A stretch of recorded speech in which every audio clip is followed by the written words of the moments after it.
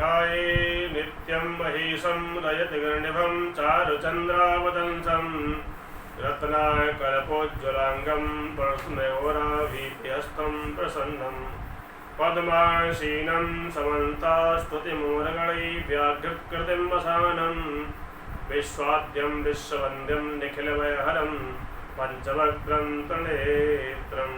कुलशंकर भगवान की, श्री शिव महापुराण की।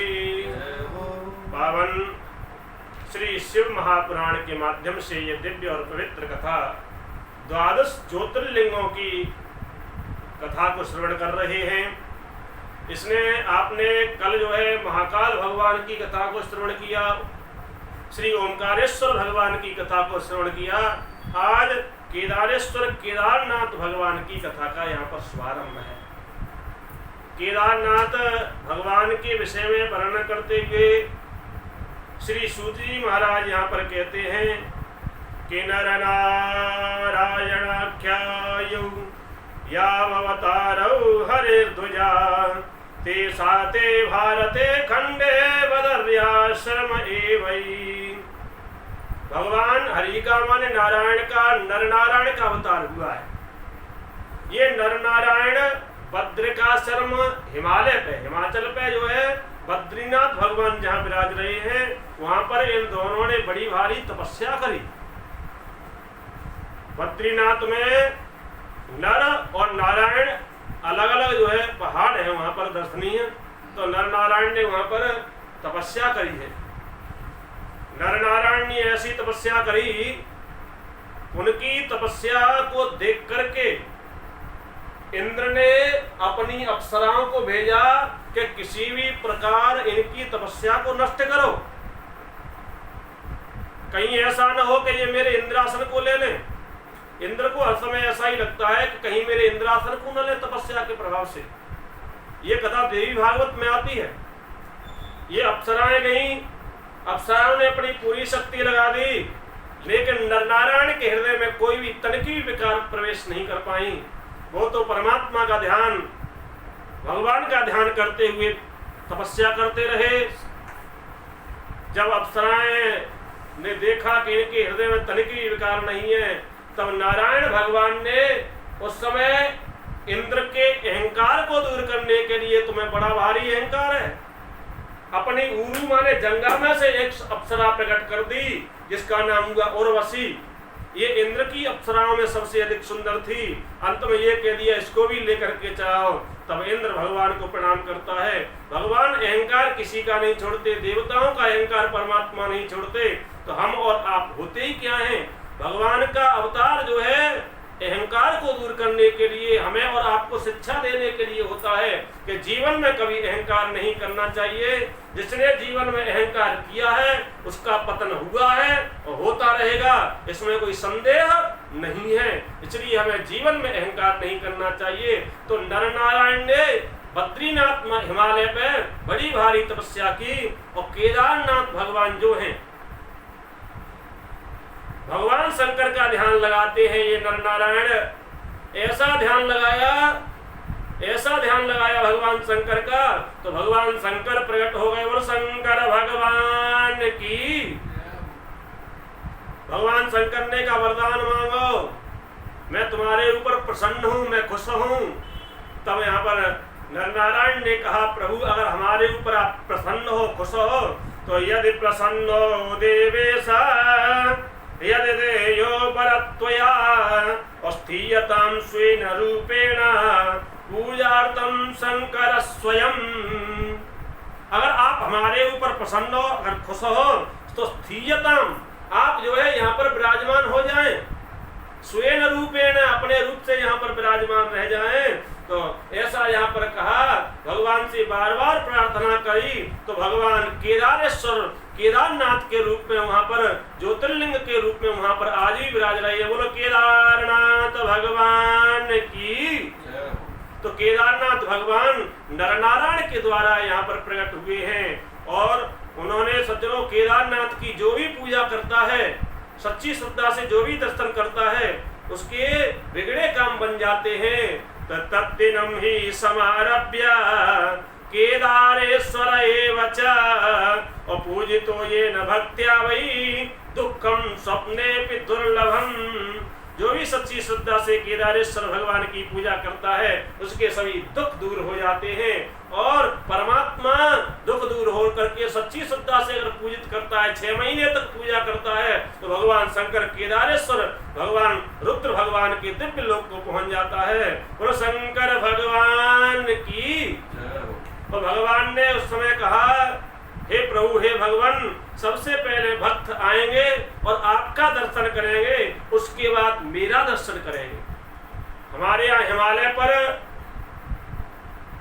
जाते हैं जब दर्शन करने के लिए, तो सबसे पहले स्नान करते हैं यमुनोत्री में, यमुना मैया में, गंगा मैया में स्नान करते हैं। उसके बाद जो है केदारनाथ भगवान का दर्शन करते हैं और तब आकर के भगवान बद्रीनाथ का दर्शन करते हैं। तो केदारनाथ का दर्शन पहले, उसके बाद बद्रीनाथ का दर्शन किया जाता है, ये भगवान ने कहा है। बद्रीनाथ में अभी बूढ़े केदारनाथ विराज रहे हैं। कई लोग ऐसा होता है कि केदारनाथ की ऊंची चढ़ाई है, कोई नहीं चढ़ पाता ऊंची चढ़ाई पे है, तो सबसे पहले बूढ़े केदार का दर्शन करते हैं, क्योंकि भगवान ने कहा है कि केदारनाथ का दर्शन पहले तब मेरा दर्शन। तो बूढ़े केदारनाथ का दर्शन करते हैं, वृद्ध केदारनाथ का, उसके बाद भगवान का दर्शन करते हैं। जब 4 धाम ये हिमालय पे हैं, इधर उत्तराखंड की यात्रा करते हैं, तो सबसे पहले जब केदारनाथ का दर्शन कर देते हैं तभी बद्रीनाथ का फल प्राप्त होता है। इसलिए केदारनाथ भगवान का पहले दर्शन। बोलो केदारनाथ भगवान की। ऐसी कथा आती है कि पांडवों ने भी इनका दर्शन किया है। पांडवों ने भी स्वयं आकर के केदारनाथ की पूजा करी है।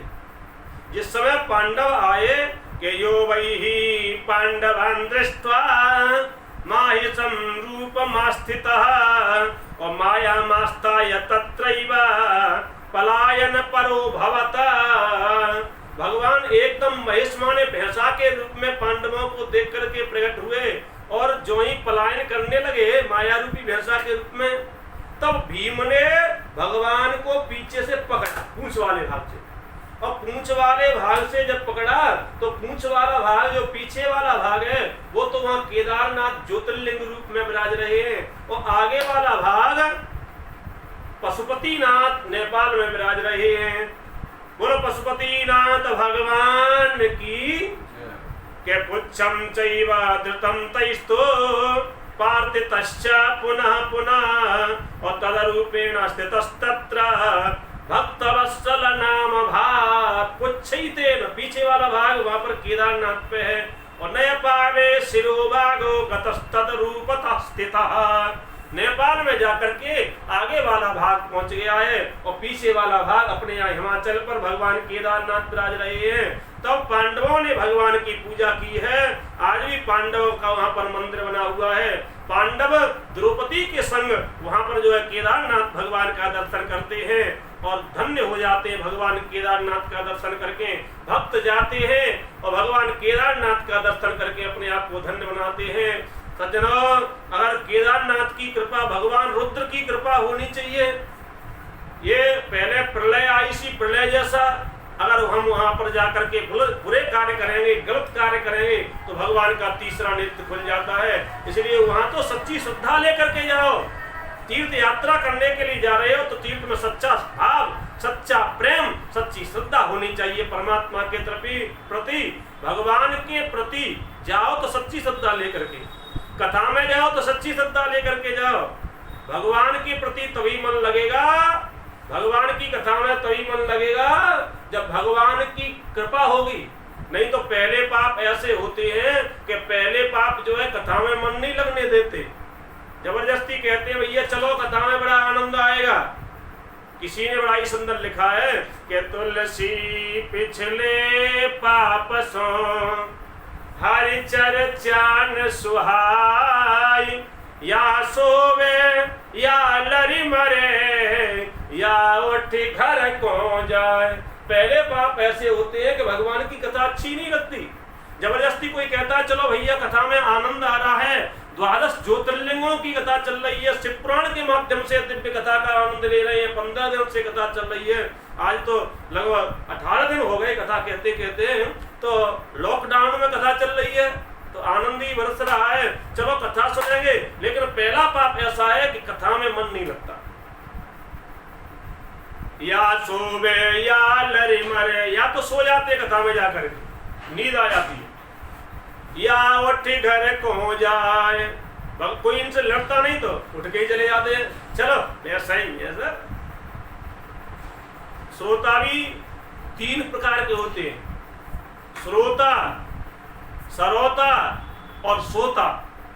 श्रोता किसे कहते हैं?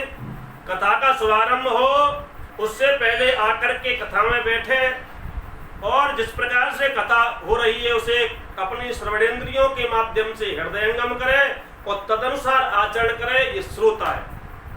सरोता क्या होता है? सरोता देखा है?